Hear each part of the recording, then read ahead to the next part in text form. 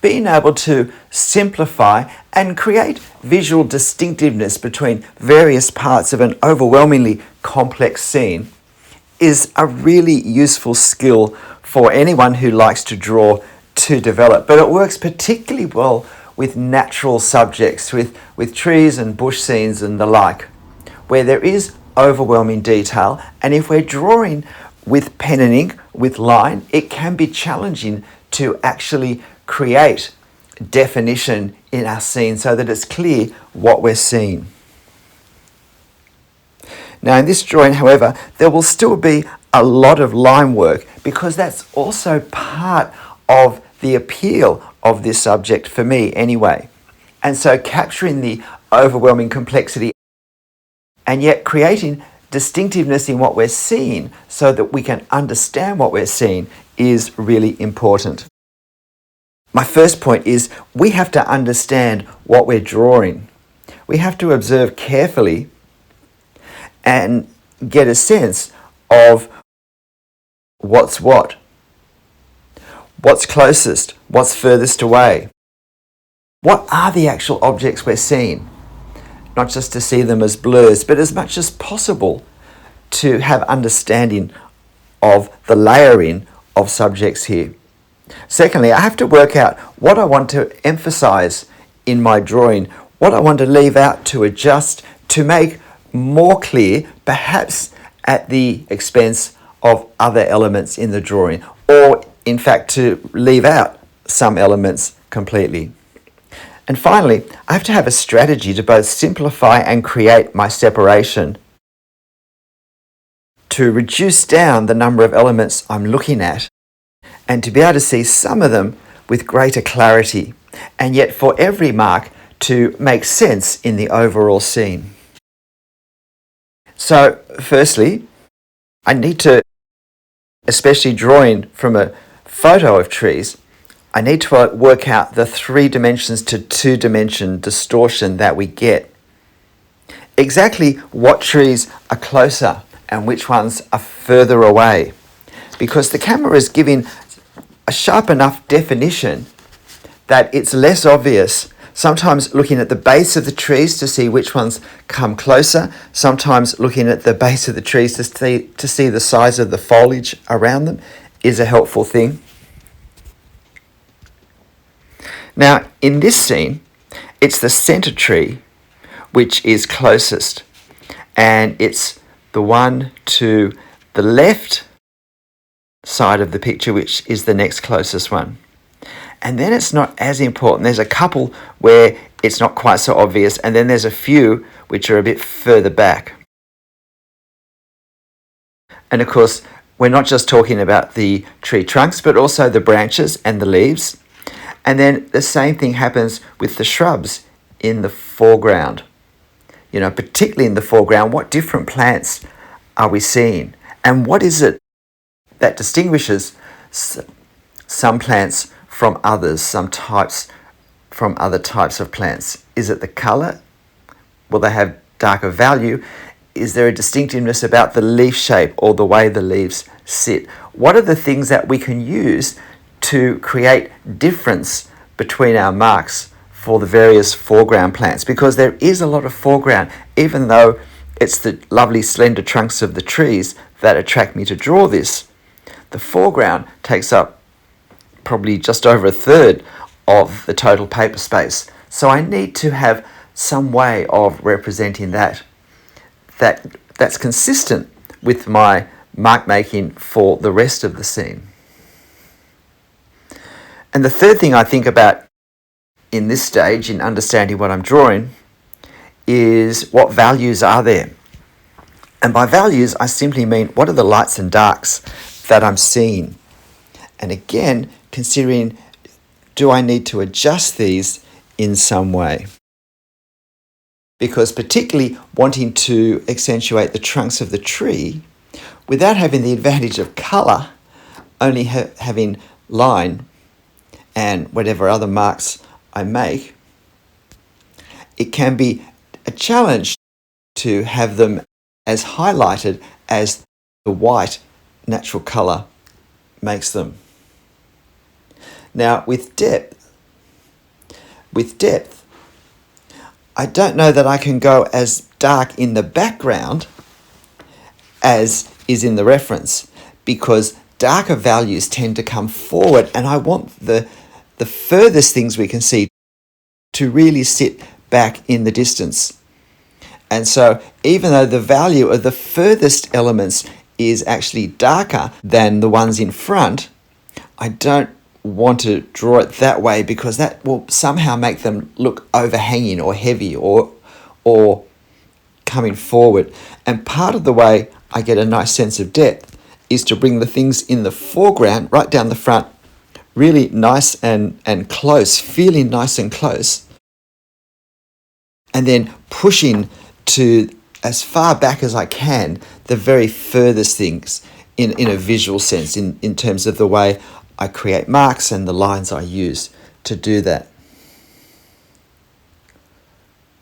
So my strategy, firstly, is to use my full range of pens, which for me is a 0.5, 0.3, 0.2 and 0.1 Copic multiliner. But not for detail. I'm not using the finer lines to get more detail in certain areas. I'm using them to represent depth, to represent the closeness we are. So the closest things down the front will be the 0.5 and the trunk of the tree that's closest, and the one on the left. And then for the next layer back, a few more of those trees and less of the foliage in the front, or in the mid-ground of the front, I suppose. I'll use the 0.3 and then the 0.2 for much of the further tree and detail we can see, and then 0.1 really just to represent value for the furthest tree canopies that we can see just below the sky level. So that's my strategy. Now, in a drawing such as this, there are really more marks than lines. Increasingly, I think of all of what I do on the paper as marks, and I stop thinking in terms of lines, because when I think of lines, I tend to draw outlines, which I find increasingly is less and less effective in creating the feel of the subjects we watch. You'll notice with these tree trunks that I didn't draw long lines, I drew short lines that let me capture the undulation, the weaving back and forth of the trunks of their shape. They don't grow in straight lines, and so I don't want to draw them in straight lines. And by thinking of marks, I make smaller marks on the paper that let me capture that curvature back and forth more easily.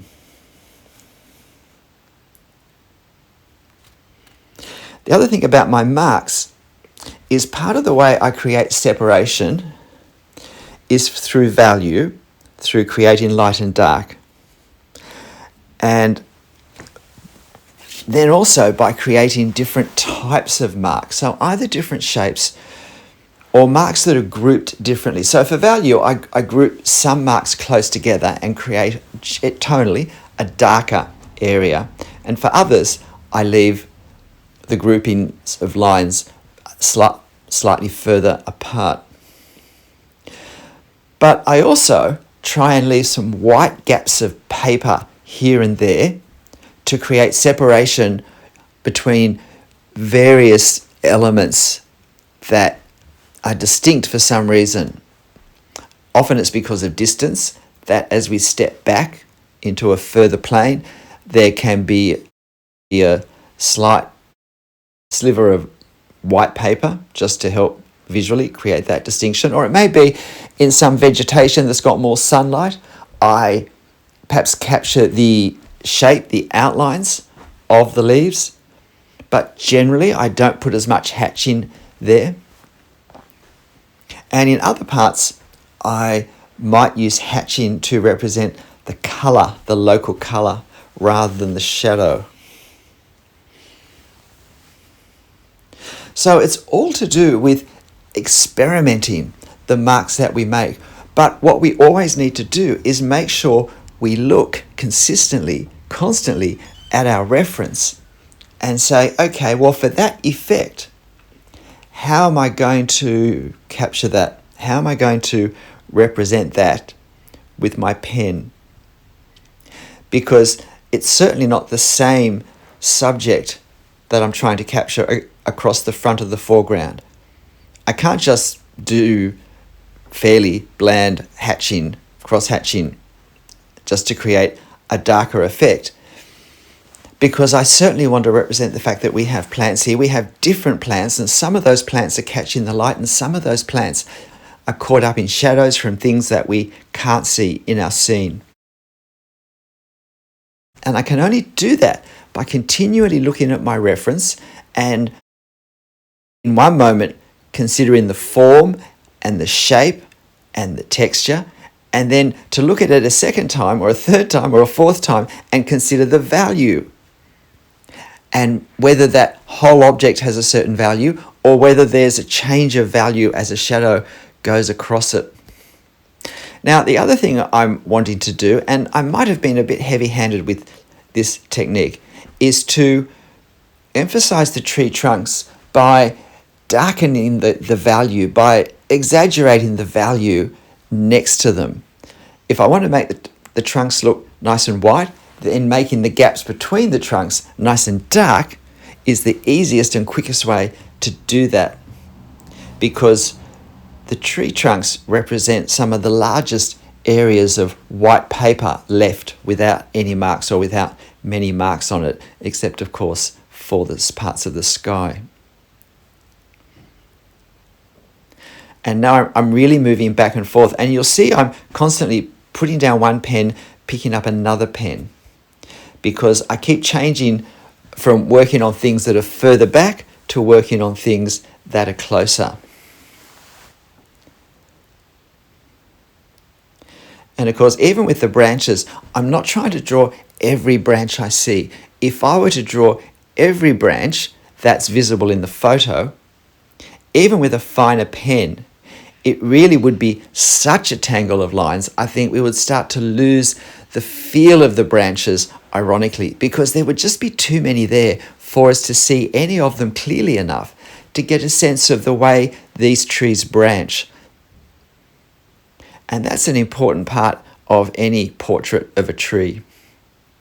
So I'm switching between my 0.5 for this foreground area and the 0.3, just depending exactly what I'm doing. But it really is trial and error. I do a little bit. Am I happy with how that's looking? I imagine how it's going to look over more. I try it on a little bit more. Am I still happy with it? It's good to be a little bit hesitant when we're drawing freehand in ink and to think, I'll just have a look and see how it's looking. I think it's very helpful, unless we're using a technique that we're very comfortable with, to constantly stop, constantly pause, and to think, okay, how's it looking? Is it as effective as I thought? Can I see things distinctively enough? And the other thing is to be very slow to put marks on the reserved white paper at this stage. By the time we get to this end part of our drawing, any white paper is very precious, and we want to be very careful not to lose it at this late stage. G'day, I'm Stephen Travers. Look, these are the ways I think, and these are the techniques I use when I have a subject such as our Australian bush. I love drawing these scenes. I love the subjects, but it can be a challenge. But these techniques are suitable for any scene of overwhelming detail. So I hope you give them a go, and you'll find this photo on my channel community page. But look, whatever you draw, and however you draw it, and however much detail there is in it, make sure you have fun. I'll see you next time. Bye.